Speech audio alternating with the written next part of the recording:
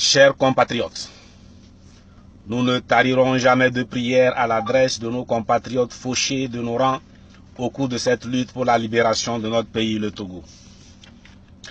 Nous n'avons pas cessé de prier pour que les blessés recouvrent la santé et la force. Nous renouvelons notre soutien aux détenus de l'arbitraire et aux réfugiés forcés de s'éloigner de la mère patrie.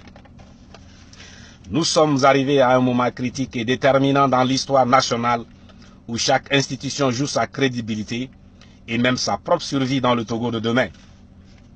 C'est le moment ou jamais pour le piqué, armée et forces de sécurité, de se rendre à l'évidence qu'il est lié par la même corde au mouton attaché, le peuple.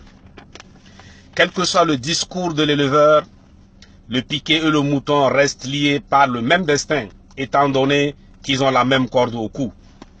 La stratégie du pouvoir rappelle la démarche du bourreau qui oppose ses victimes. Le peuple l'a compris très tôt et il attend la même compréhension de la part de l'armée et des forces de sécurité. L'unité d'action comme stratégie de l'opposition a fini par souder et consolider notre peuple.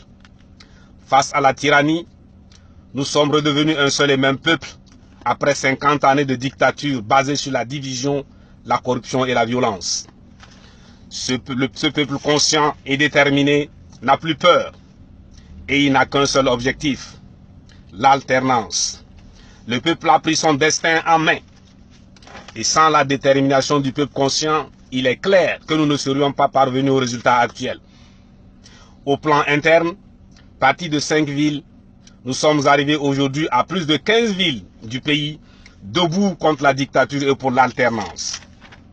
Et pour les 16, 17 et 18 novembre 2017, nous vous invitons à une mobilisation record des records.